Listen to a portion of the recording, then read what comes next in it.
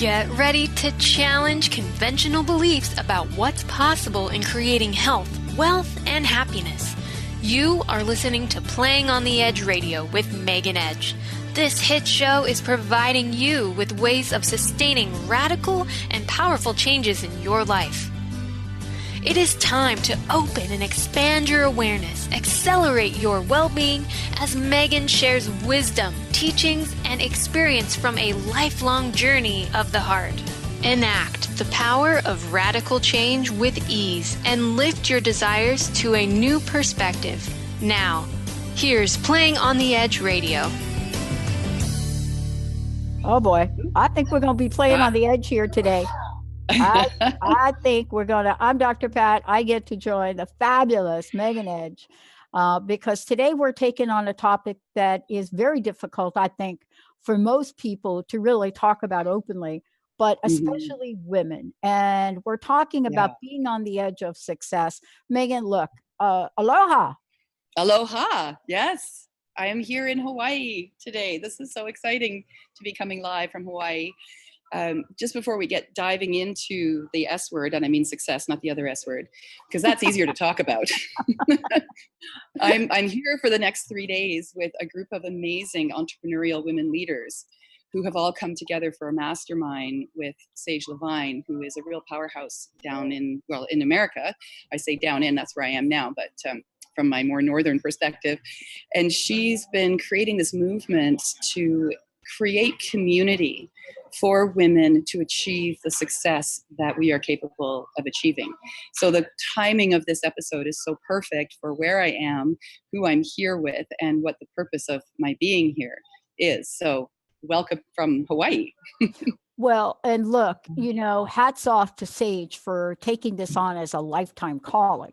Mm-hmm. This is not something that you say yes to, especially when you've gone through the evolution of things as we have. But, one of the things you say is success is a 4-letter word. And let's talk about that, because you and I were just talking about how success shows up for different people in different ways. What does success mean? What have you learned? Yeah. Let me ask a different question. Okay. What have you learned it to mean? And what I mean by that is when I was younger, I had a whole different version of it. And I've asked myself, has my version of it changed all that much? And I'd be curious to ask you about that. Yeah, that's a great question. I think you may have stumped me on that. Well, because I'm going back to when I was younger, like you just said, when you were younger, you had an idea of success. And I grew up in an upper middle class family in Vancouver, Montreal, Toronto. My father was a newspaperman. He became publisher of the Gazette, which was at the time the only English newspaper in Quebec. And if anyone's familiar with Quebec politics, it's a real boiler house of contention between French and English. So I grew up with that journalism. I grew up watching my parents live a really good life, but I don't recall really having an idea of what success looked like. I think it just looked like what I was familiar with, which was a nice house in a nice part of town, not the fanciest part of town, not the biggest house. We had the capacity and ability to go away on the weekends to a little cabin up in the Laurentians, where in the wintertime we skied on the lake and we boiled snow for water. This was not an extravagant life, but it was certainly a very, very good life, and we were well taken care of. So to philosophize about success, I guess that would be my model of success. And where I have met challenges is in exceeding that, right? Like, is it okay for me to create success that goes beyond the comfort and security that I knew growing up? And that becomes scary territory. It becomes scary territory, but it also comes with an enormous new set of oomph that you need. So let me talk about that, because I don't know what is up with this, but I just got to say this. People have approached me as if, and we do this to our celebrities, Megan. We look at a celebrity and we think, oh my gosh, overnight success. Boom, there they are. It was really interesting. I was talking to somebody the other day and they said something like, Pat, I bet you're skating, right? Skating. right about now. And I looked at them and I said, well, what do you mean? And they said, well, back in the day, to get this thing going, that was an enormous thing. And I thought to myself, oh my God, Megan, I have taken more risks now than I've ever done in my life. Why is there such a disconnect in this? Well, now you have confidence, right? Some days I have. Well, so yeah. Some days are better than others. Totally. I get it. I get it. But there is a certain amount of confidence that we build as we go through life if we're willing to take risks. And often when we look back on it, the risks that we started out with are fairly small. And then we have success with that risk and we go, okay, I could push my comfort zone a little bit more. Let's say yes to the next thing that comes up. And then we'll go a little bit bigger and we'll go a little bigger. And that's how we grow. And that's how we grow into success. And that's why it takes time.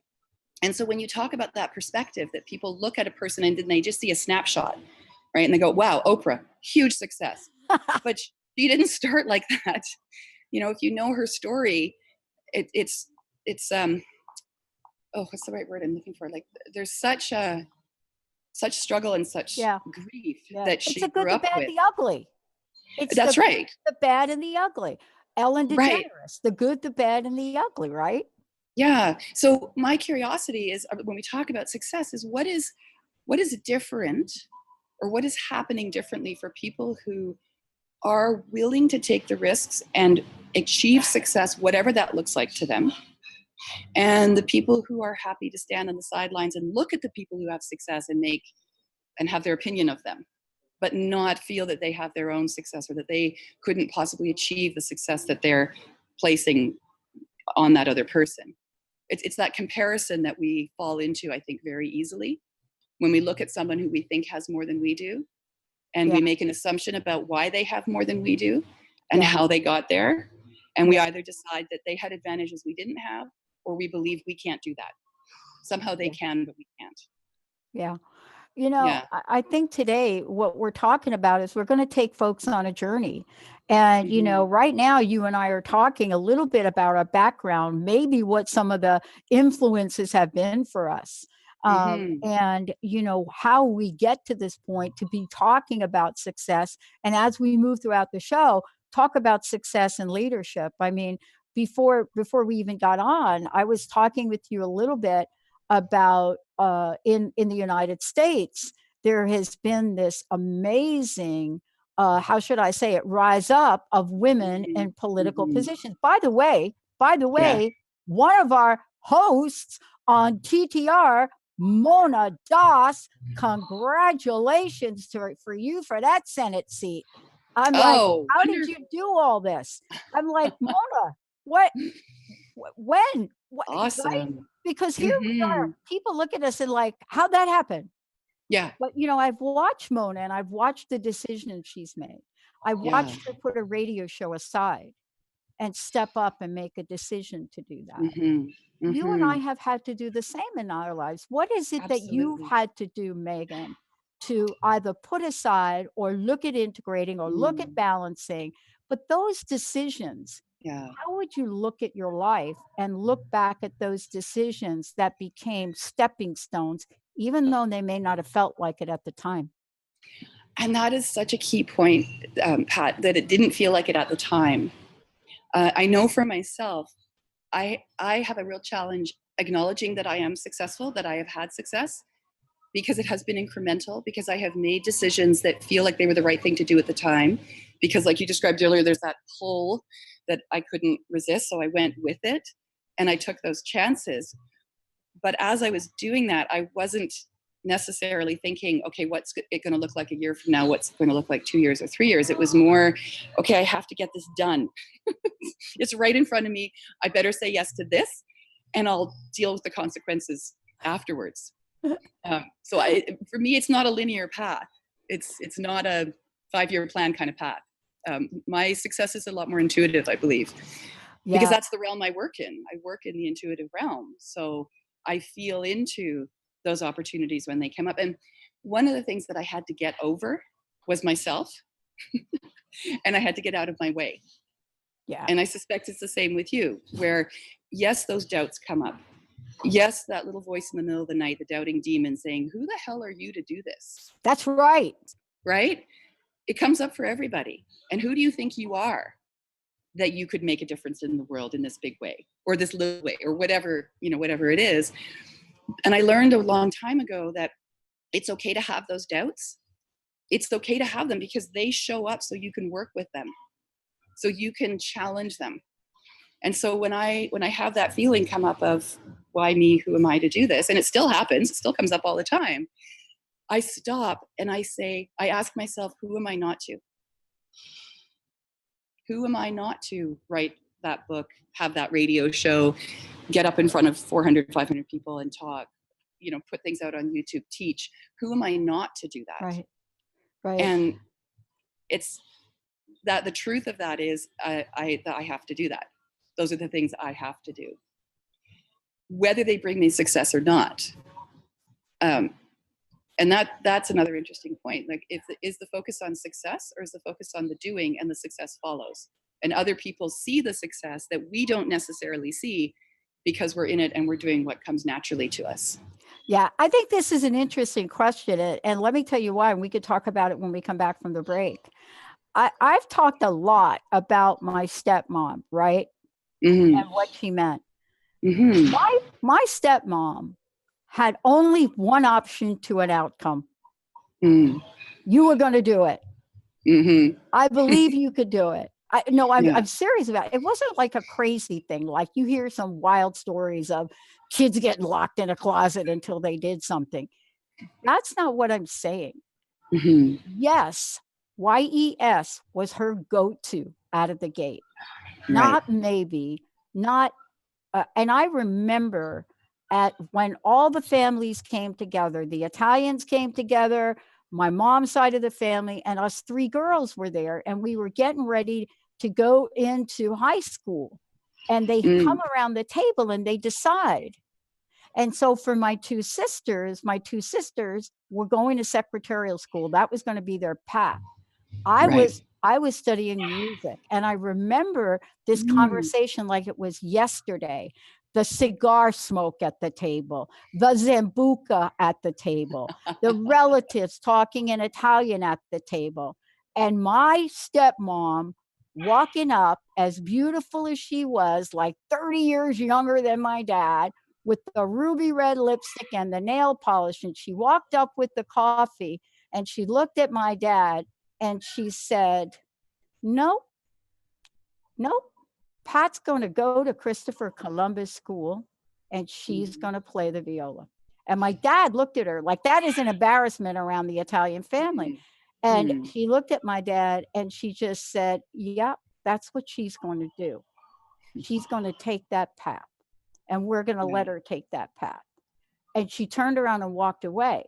Now, what do we learn from role models like that? We're going to talk to you about that when we come back.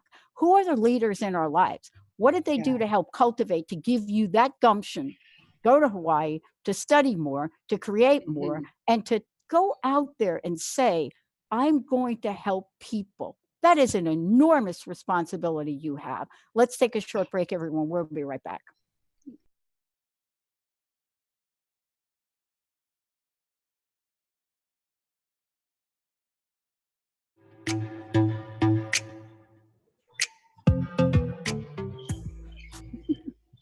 I mean, Benny, you got the groove going on right there. I do a little bit. I can even play it for you if you want to just throw down some lyrics again, like old school days. Oh my gosh. You want to just hear me go at that for a minute? I'll just get my shimmy on. I'm famously known for creating rap songs out of some of the beats that Benny plays. Awesome. Yeah. Awesome. I look forward to witnessing that someday. Not today. Look, we're talking about success today at many, many levels. And, for those of you just tuning in, I just want to tell everybody, if you're just tuning into the show, you're tuning in to a fabulous show that Megan Edge does. I get to hang out with her here and do it with her, playing on the Edge Radio. One of the things I love about what you do is this show is about radical change with ease. Now, radical change is going from, in my case, pretty much failure. And people just want to know how I didn't end up dead and in jail. They don't even understand anything about what I do. And I thought to myself about that, because that's sort of the shtick. When I was doing the high school reunion, people contacted me and they said, "Oh my God, you're alive." And I thought, wow, I'm alive. And they thought I was so out of control that nothing could save me. This is the question for you now. Here we are, we're talking about success, but we're also talking about success in leadership. You are at an event with a woman that we know is successful. Yes. But part of that is you're there because you are successful. Yes. That's hard to hear, right? Yes, it is hard to hear. It is hard to hear. Gotcha. You did. It's what I was saying earlier in the show. My challenge is to get out of my own way and to allow it to be okay for me to receive that kind of mirroring or that feedback or that observation, and be able to sit in it and say, thank you. Thank you for seeing all the hard work and all the years and all the effort and all the desire that has gone into creating where I am now in my life. Because it isn't complete yet, obviously there's always an evolution, I often feel like I'm not doing enough. I actually should be doing more than what I'm doing. And I know that if my husband is listening right now, he's just rolling his eyes and going, are you kidding me? And so are my students, and so are some of my clients. They're going, really? Because we look at you and we look at everything that you have accomplished, and we want to know how to do that. And you're telling us you need to be doing more. So either I'm completely crazy, and I'm willing to accept that that's a possibility. I'm addicted to the work that I do, possibly. Or there's a force bigger than me that has a vision that's bigger than mine, that sees where I need to go. And my job is to step into that and let that flow unfold. And the best way I know how to do that is to say yes when an opportunity shows up that looks like it's a good opportunity. Like coming here to Hawaii to be with Sage, this was on her invitation. It wasn't on my radar at all to come down here. She read my newsletter that I put out in September, the one about Iceland, and the Iceland article that I wrote. And she got in touch with me and said, hey, girlfriend, so good to see what you're up to. I've been following you. It looks really awesome. I want you to come down and be a participant in this workshop that we're doing, this mastermind, women's leadership, entrepreneurial. Come down and be a part of it with us. Okay. And then I scrambled and tried to figure out how I was going to do it. And then here I am. And so when we look at success and we're looking at the different increments of success, well, that's a little success story right there. It's like a little pocket success story. And I've come across a bunch of them already with the women that I've talked to here, how they got here, why they're here, what drew them to work with Sage as a business and leadership coach, what in their own lives she saw that had her want to bring them all together. So it's going to be a really interesting 3 days of being with women at all different levels of success, including my own, and really immersing myself in that energy and having the opportunity to share what I do and then receive the feedback like what you just gave me. And my job is going to be, thank you for seeing it, instead of, no, it's not, it's nothing, it's no big deal. You got to see it, Megan. You got to see it. You got to see it. I have to see it. And yet at the same time, we don't have to see it to the point that our heads get so fat that we lose our sense of humility and we can't get our heads through the door. Right. And see, that becomes then, what is the reason that we are doing what we do? Like, what is the motivation? What is the selfish why around being successful? Like when we were talking earlier and you said, what did it mean when I was younger? Like, what idea did I have about success? I really honestly did not have an idea.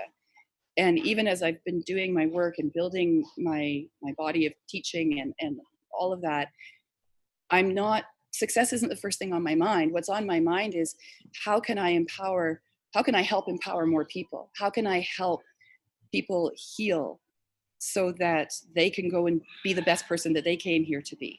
You know, what can I do for them that is going to be impactful for them, that's going to help them reframe their story, that's going to help them change their mind about themselves. And it's the passion that I have for wanting that for people, and having seen the success of that in my clients and my students, that's what motivates me to bring this work farther and farther out into the world. Yeah. And I want to talk to you about something regarding that too, because, we're talking about today success and leadership. And you and I were following this path, and you are with an entire group of incredible radio hosts and co-hosts here. And we're going to be bringing you all together under a leadership forum in radio. Now, I'm not going to take any credit for that idea, because that is not something that even was on my radar. But somebody said to me, I'm on the East Coast. So the people on the East Coast have a very different view of me. And I've had to really look at that view. I go about my business. I do the show. I love the show. 15 years, Dr. Pat Show coming up in January here out of Seattle. Congratulations. 10 years with TTR. So I don't even think about that. And yet at the same time, I know that I'm not doing enough. And so I realized that being here on the East Coast, hence staying a little bit longer to talk to more people that want the network here. It never dawned on me, Megan. It never dawned on me, right? Yeah. And so you and I have to figure out, probably we'll talk about it in this next segment. We have to figure out two things. One, how do we show up as more? And what are the leadership roles? And so one of the things I'm going to be talking with all of you about is, why aren't we on panels in conferences speaking? That's the question that is hard to answer. Is it that we don't think we deserve it? Is it that we just think, well, maybe we're still not quite good enough. We still haven't really quite done enough. I'm not Oprah. What is it about us? Do I have to do more to the network, to our listeners? I love our listeners. How can I do more? They email me. What is it about success for us? Because you and I are in the world, and we're not struggling to work with people. We're loving it to work with them, right? I mean, I know you're tired now, but that's just the jet lag and being up all night coughing. I'm here to be healed. I'm here to heal. I think one of the really important things that speaks to what you're talking about right now, Pat, is community versus isolation. Nobody is successful in isolation. And when you talk about it wasn't on your radar to put together a leadership forum of all of the amazing hosts that we have at TTR, well, no, because you're busy doing a whole lot of other things. It's somebody else's job who can see the potential that we can't necessarily see when we're in our tunnel vision of the work that we do, who can come along and say, hey, you know what is the next thing? The next thing is this. And that's where the opportunities come from. And that's where the challenges come from. And our job is to decide, are we ready to step outside of the current comfort zone and do that next thing? So when Linda phoned me when I was traveling yesterday and said, hey, do you want to host your own show in December? Because we got to give Pat a break. And before I even knew what it was going to look like or what that was like, I said, yes, okay, yes, I'll do it. We'll put a date down and okay, we're going to do this. And that's really fun, because the thing I've been working on this fall is my own podcast out of Victoria called Magic, Mystery, and Medicine, where I just chat about magic, mystery, and medicine. And I bring on some guests, and I play in my own community, in my own pool, with that idea of bringing people who are not necessarily being seen into a stage where they can be seen. Because I know how important that was for me to have somebody pull me along kicking and screaming and say, come on, we know what you can do. Let's get you doing it. So that's the community piece. One of the things I want to talk to you about when we come back is people that I speak with, especially people that don't know me, and for all of you fabulous listeners, you are like my family. You have been listening to me for 15 years. Megan, I laughed so hard the other day, and Benny, you'll get a kick out of this. I laughed so hard the other day because I tried to pull a clip from one of the older shows because we're putting together really cool sound bites that we can play. And it was one of the old clips between Benny and I about something. And it was so funny because Benny kept telling me, that I, to do something, right? And we're laughing about it. So he's like telling me 4 times. And every time he would tell me, I would say, like, the thing he's telling me completely wrong, right? Like completely wrong. But what I love about these clips is we laughed. And 15 years later, Benny and I are still together. Carter is going to be here 15 years from now. But here's what I love about it. This has not been all Pollyanna, sweet roses. We've had to knock down and bang out our differences and still love each other. When we come back, does success allow that? Why is it today my friends Doug and Dawn at BBS Radio have lost their network because of the fires, and I'm trying to reach out to them to give them their own channel on the Transformation Radio Network? Why am I doing that? Why are the people around me looking at me like, how much are you going to charge them? I'm like, dude, they just lost everything in their fire. Come on. Let's take a break. Oh my God, I'm fired up over that. Let's take a break. When we come back, we're going to talk about the many shades of success that you may not know about. And what happens if success turns into bankruptcy? Do you throw in the towel, or do you climb those stairs in Philadelphia and say, we'll be right back?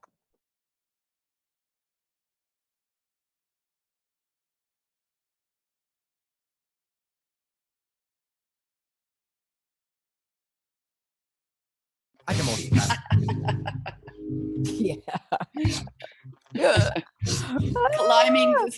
Climbing the stairs of success. Right? Oh my gosh, I'm going to have to look at that. Do that again. And in this corner, weighing a mere 100, and I will give out her weight. Dr. Pat. Oh my God, Adrian. Right. Oh my gosh. That's because today we're talking about success, everybody. Look, the reason that is an important show, and that's an important, let's call it a metaphor, but more than that, it really puts Sylvester Stallone in a really different type of role in his life, and continued, right? To see him reinvent himself, even in the this other thing he's doing. What do they call the Expendables or something? Reinvent himself. But in these films, and this is what we're going to talk about today, success is not without the shadow, if not the direct view of fear. I don't know about you, but I'm taking more risks now. And when I think about some of them, right, I have to keep them to myself because everybody else around me would be like, really, why? But let's talk about that. Yes, because absolutely. Are you afraid to fail? I'm not afraid to fail. And I can say that with confidence because I have a belief that there are actually no wrong choices. You can't make a mistake. You can make choices that are not in your highest good. You can make choices that have consequences that you were not expecting or that were unforeseen. But at the end of the day, every choice has an experience. Every choice has a consequence. And it's what you choose to do with the outcome of that choice that really determines your relationship with those experiences. So, to go back to how I was brought up, I don't remember being brought up with a fear of failure. I don't remember being brought up worrying about failure. I mean, yes, I'd be concerned if I failed a test at school or something like that, but only because it meant I hadn't studied hard enough, right? I think we can go into that shadow area where if we're afraid of failure, then we're more likely to find other people to blame for that failure or situations to blame than we are to blame it on ourselves in some cases. But I think that the people who really do achieve success, whatever that looks like to them, are the people who are willing, even if they see it as a failure, to decide that there's got to be a silver lining to this. There must be something that they can learn from it. And so they change their relationship with the experience. And those are the people that pull themselves out of, horrific situations, or overcome illness and disease, or overcome bankruptcy, or overcome all of those things that can happen to us when we take risks and make choices, and are able to use those experiences as learning opportunities or something that strengthens them, that gives them resilience. So one of the things I'm struck by, let me get right to this, because I think this is a thing for women. So I'm reading a lot of articles about it.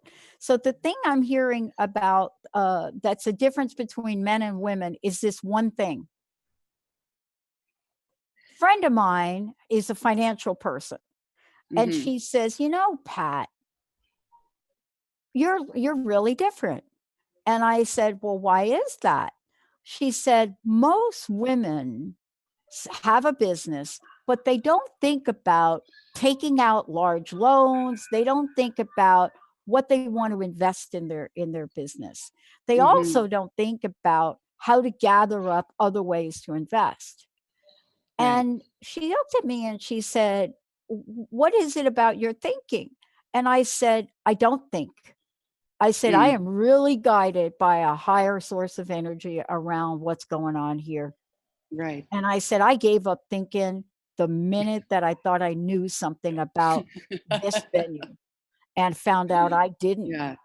And so let's talk about how our intuition, which science really does say women got that going on, but how our intuition could be a guidepost that will help us not skate away from fear or fear of failure, but know we have another option. Yes, and there's a couple of points that pop into my mind around that. We're talking about the fear of failure, but really I think for most people it's the fear of success. And I believe that as women, because we haven't until very recently had a lot of successful female role models in terms of politics or business or CEOs or all of that, we have an advantage and we have a disadvantage. The advantage is that we don't have a structure that we think we have to fit ourselves into in order to run a successful business, right? There's a very male model of running a business that's out there in the world. And what women have found is that when they've tried to fit themselves into that male model, it just doesn't work. And part of it is, I think, that intuition piece. When women step out of the male model of business, it's the sky's the limit because there are no rules. So I watch women, and I see myself doing it too, making decisions that don't make any sense from a business proposal kind of way or a business plan structure. And yet it works. It succeeds. And part of that is that as women, if we try to put ourselves first in front of, which is the male business model, it doesn't work for us. It's not how we're hardwired. But if we're willing to put ourselves in the center of our life experiences,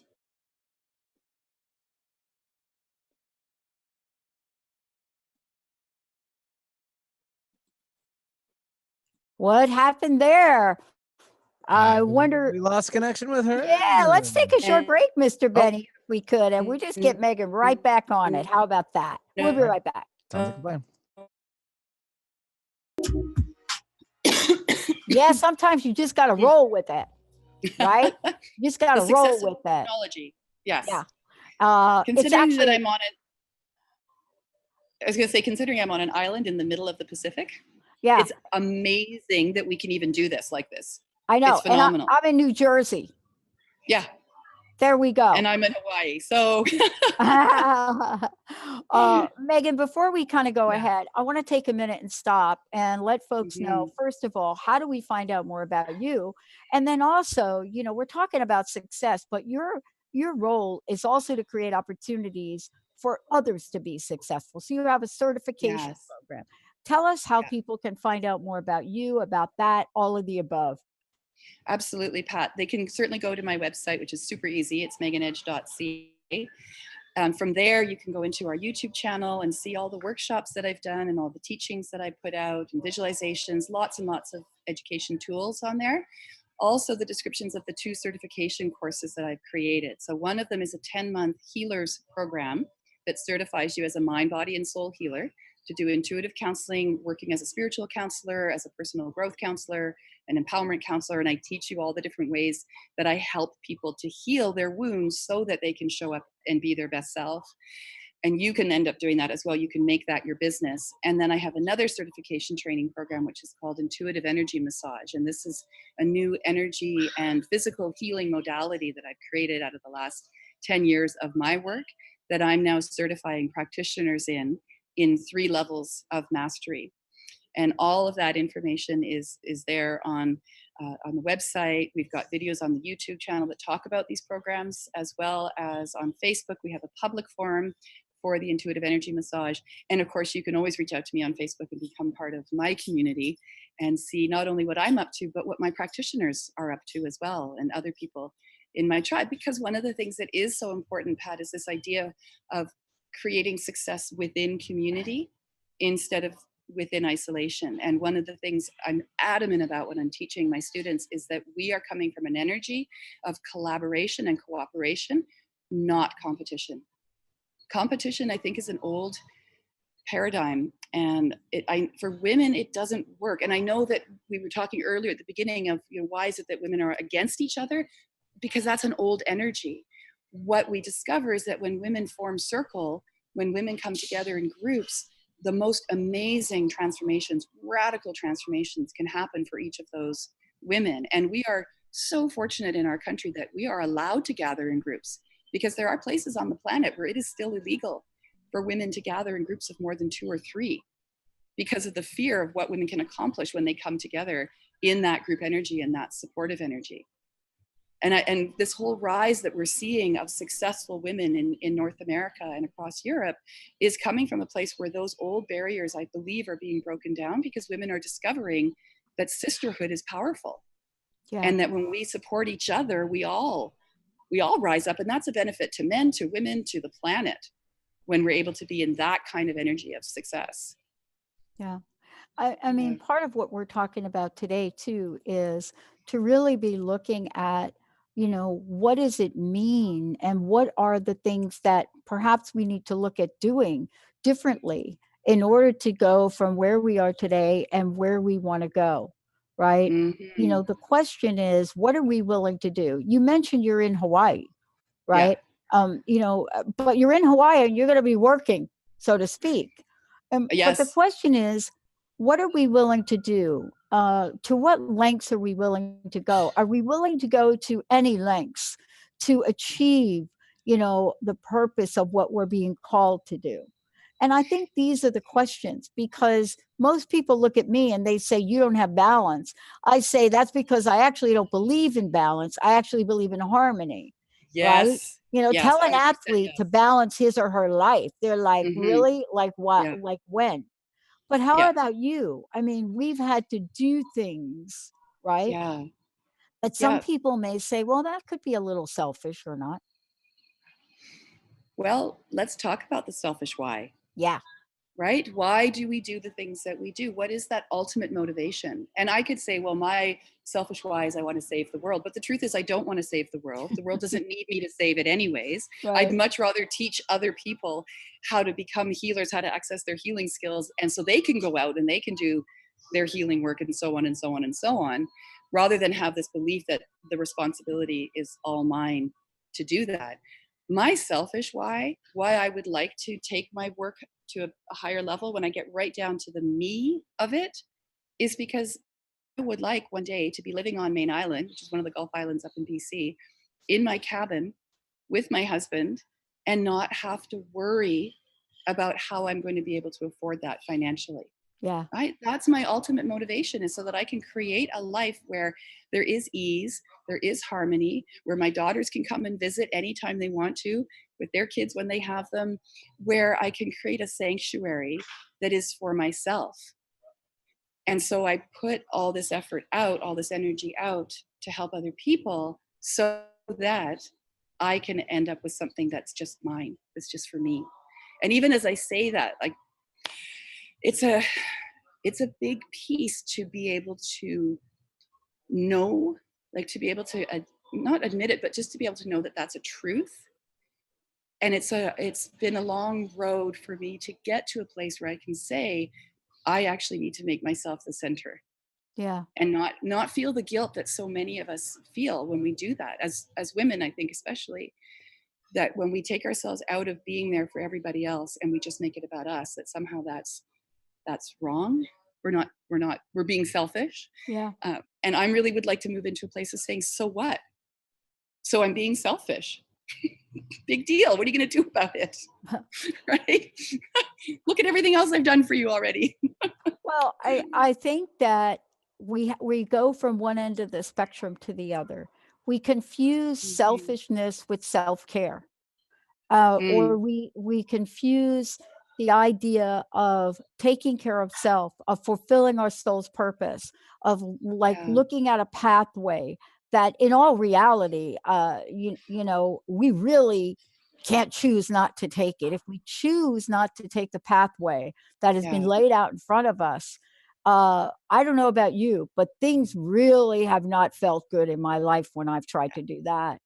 And you know, some days it was, Pat, you gotta have 3 jobs. You gotta clean fish, you gotta cut meat at the deli, and you gotta push a mail cart in the mailroom, and you gotta do all 3 jobs every day, 7 days a week. You gotta do that. And you know, it's not like, oh, let's go host the Dr. Pat show. Some days it's been that, right? But at the same time, there's this sense of peace from it. And I think that's really what we're talking about when you say radical change with ease. Isn't it that inner feeling? And you know, when you're there, that's when it gets tough to make the decision to move forward.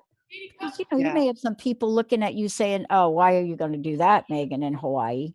Yeah. And that's a really good point to bring up about why would some people fear being successful, because there are consequences to us saying, this is mine, I'm going to do this is for me, and it may have an impact on the rest of the world, but really I'm doing this because it feels good for me.